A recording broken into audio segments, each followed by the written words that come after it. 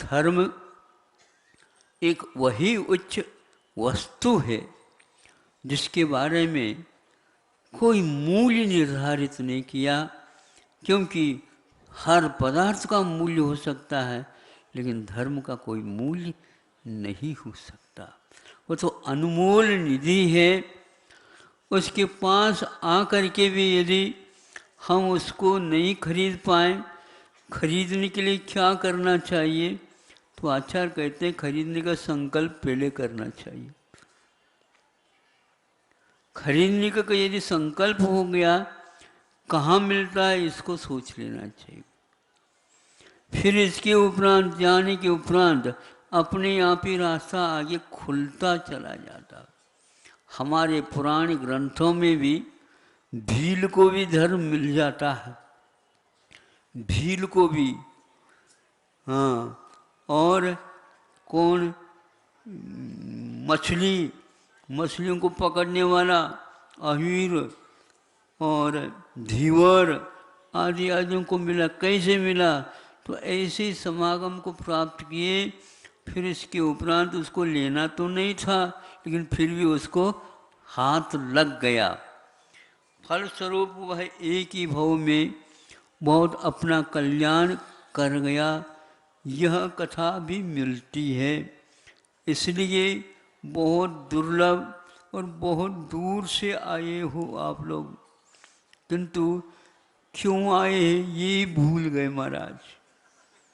High बात, कहाँ से आए किसी को पता नहीं, और कहाँ जाना है, हैं? सीधा रास्ता है महाराज। सीधा रास्ता तो सब जगह चारों गतियों के लिए है।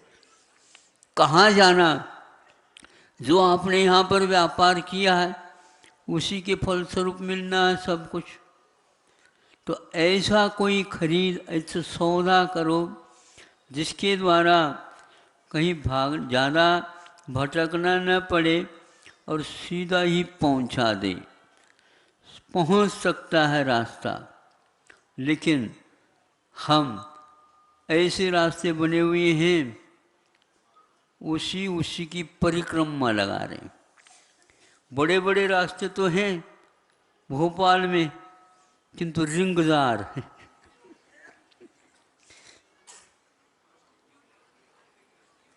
घूम करके वहीं पर आ जाता है। ऐसे घुमावदार क्यों? ऐसे घुमावदार बनाया है तभी तो इसको देखने के लिए सब लोग आए। संसार में कोई भी ऐसा नहीं सीधा चलने वाला, सब भटके हुए, और इन्हीं का यह सब कुछ व्यवस्था इन्हीं की है।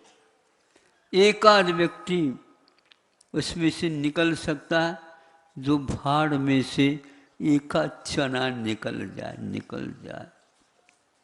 नहीं है तो उसको, चने को जो भूंजने वाला होता है उसके ऊपर कोई न कोई तसली आदि रख देता ताकि कोई उछले नहीं।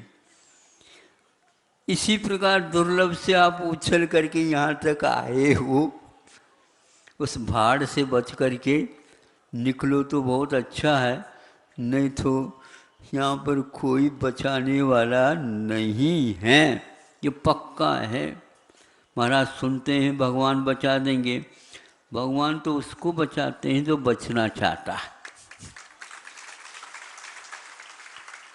हाँ, तो वह स्वयं का वैराग्य होता है, स्वयं का भेद विज्ञान होता है, स्वयं के धर्म की रुचि होती है, तब वह संगति मिलते ही उसका आदत। नहीं भी मिलते हैं तो भी उसको वह अनमोल समझ करके सुरक्षित रखता है।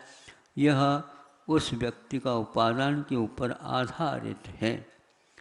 ज़्यादा न कह करके आपको चलने की बात पूछी कही और आपने बाद में स्वीकार कर लिया, दोनों हाथ भी आसमान में रहते हैं लेकिन दोनों पैरों के लिए सहयोगी होते हैं। बंदर जब कभी भी चलता है तो हाथ का सपोर्ट लेकर के चलता, बैठ जाता है, आगे के पैरों को हाथ बना देता और उसके द्वारा काम कर लेता।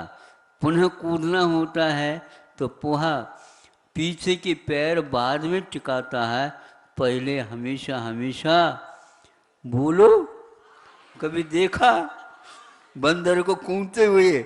वही लेता है छलांग और हाथ को पहले सपोर्ट लेता है, फिर बाद में पीछे को भी उठा देता है।